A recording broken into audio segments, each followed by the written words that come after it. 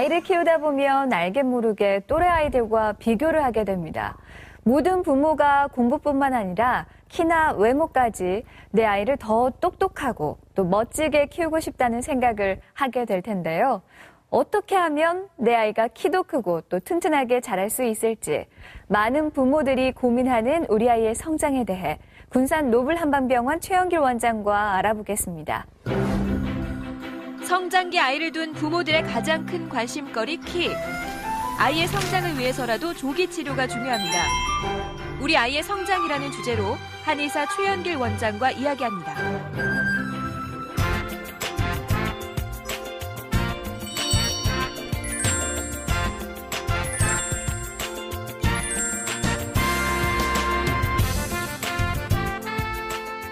네, 원장님 안녕하세요. 안녕하세요. 네. 그 아이들을 키우고 계신 부모님이시라면 우리 아이의 키 성장 한 번 정도는 고민해 보셨을 거예요. 네, 그렇죠. 게다가 내가 좀 키가 작은데 우리 아이들도 좀 키가 작으면 어떡하나 이런 고민도 하실 텐데요. 어떤 경우에 이 성장 치료를 하게 될까요? 청소년기의 학생들은 1년에 평균 7cm 정도가 자라요. 그런데 뭐 7에서 10cm 정도 잘 자라는 아이들 같은 경우는 네. 특별히 뭐 1년에 2번 정도 진찰을 해보시면 되고, 그다음에 평균적으로 자라는 5에서 7cm 정도 자라는 아이들 같은 경우는 1년에 4번 봄, 여름, 가을, 겨울 이렇게 진찰을 해보시는 게 좋고요. 다만 고위험군이라고 하는 4cm 미만으로 자라는 경우에는 좀 관심을 가지시는 게 좋죠. 네.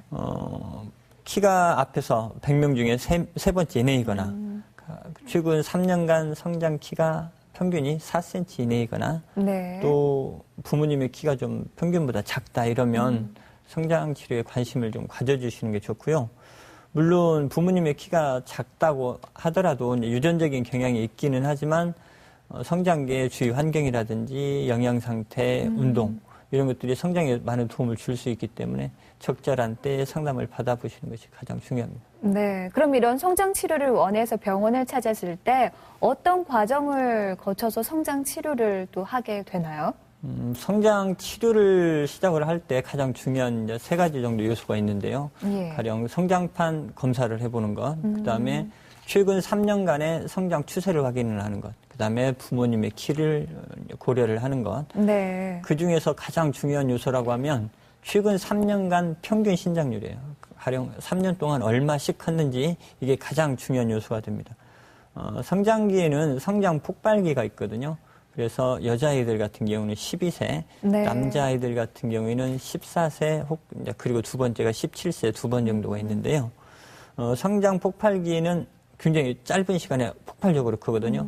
근데 여자아이들 같은 경우에는 추경을 시작하고 나면 성인이 될 때까지 평균 5cm 정도밖에 안 자라요. 아, 또 그렇군요. 예, 그래서 만약에 부모님들이 내가 여자, 딸아이가 있다라고 하실 때는 추경 전에 그리고 일찍 관심을 가지고 관찰을 해보시는 게 굉장히 중요하고요. 예. 최근에 여자 아이들을 기준으로 볼 때 반에서 5학년 2학기 정도가 되면 50% 정도가 추경을 시작을 해요. 그리고 빠르네요. 빠르죠. 네. 그다음에 좀 빠른 그보다 더 빠른 친구들 같은 경우는 4학년 말에 좀 늦은 친구들이 6학년 넘어서 추경을 시작을 하거든요. 예. 그렇기 때문에 성장이 만약에 문제가 된다라고 싶으면 추경 이전에 빨리 관심을 가지고 관찰을 해보시는 게 가장 중요합니다. 예. 그러니까 지금 보면 이 시기가 참 중요한 것 같아요. 왜냐하면 성장 시기가 제한이 있어서 그럴 텐데요. 성장 치료를 위해서 하는 검사는 또 언제 받는 게 좋을까요? 요즘 유치원생들 이렇게 손 끌고 병원에 오시는 분들이 있어요. 근데 예. 어차피 방사능 엑스레이 검사를 해야 되거든요. 그렇기 때문에 너무 일찍 시작하는 것도 자체가 별 의미는 없고요. 네. 보통은 만 6세가 넘어서 초등학교 1학년 정도가 되면 그때 성장판 검사를 해보는 게 좋죠. 초등학교 1학년. 그죠. 네. 예. 초등학교 1학년 때 성장판 검사를 했는데 가령 우리 아이는 성장판이 아직 많이 열려있고 덜 자랐대요 라고 하면 그게 좋은 건 아니에요. 네. 가령 또래에 비해서 성장판이 덜 자라 있다는 말은 성장 자체가 지연되고 있다는 말일 수도 있거든요.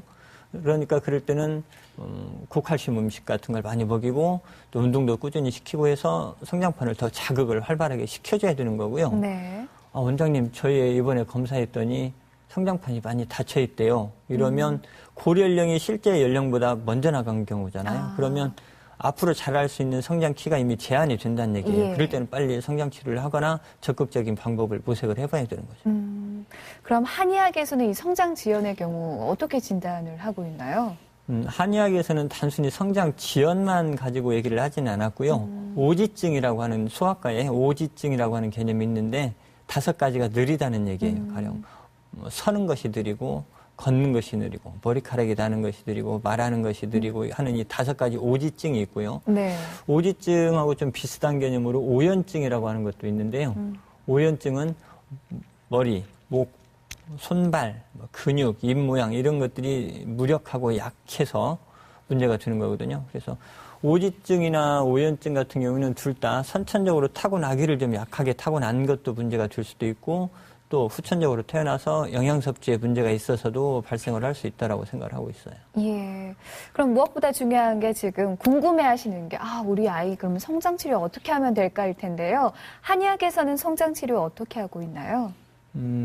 최근에도 가장 문제가 되고 있는 부분들이 여자아이들이거든요. 가령 예. 패스트푸드나 인스턴트 음식에 의해서 발생되는 걸로 추정이 되는데 성조숙증이 있어요. 그래서 12세 이전에 2차 성징이 나타나고 추경을 해버린단 말이에요. 네. 그러면 아까 말씀을 드린 대로 추경 후에 성인이 될 때까지 5cm 정도밖에 안 자라는데 추경을 좀 더 일찍 하게 되는 성조숙증이 생기게 되면 그만큼 그 친구가 자랄 수 있는 기회를 상실하게 되는 네. 거거든요. 그래서 이런 경우 가령 부모님들이 우리 아이가 성조숙증이 좀 의심이 된다라고 하면 빨리 상담과 진찰, 치료를 시작을 해야 될 거고요. 또 치료 시기에 있어서도 가령 사춘기 이전에 2차 성징이 나오기 이전에 같은 비용과 노력을 들여서 한방 치료를 하게 되면 5cm, 7cm 자랄 친구들이 10cm 정도 자란단 말이에요. 그런데 2차 성징이 나오고 나서 같은 비용과 노력을 들여서 하면 5cm 자랄 게 7cm밖에 못 자라요. 네. 그래서 그 시기도 중요하고 또 방법도 굉장히 중요하다고 판단이 되어지고요. 그 다음에 가령 우리 애는 그러면 추경을 시작을 했는데요 라고 하면 네. 추경을 시작하고도 6개월까지는 여유가 있어요. 추경을 한다 그래서 바로 호르몬 대사가 멈춰지는 게 아니기 때문에 그 추경 시작 후에 6개월 정도 남은 기간 동안에 집중적으로 단기간에 할 수 있는 마지막 기회가 되는 거거든요.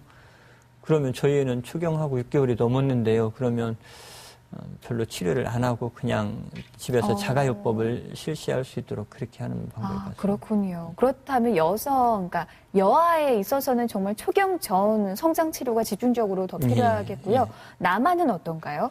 남자아이들 같은 경우에는 아까 말씀드린 2번의 성장 폭발기가 있어요. 예. 14세, 17세.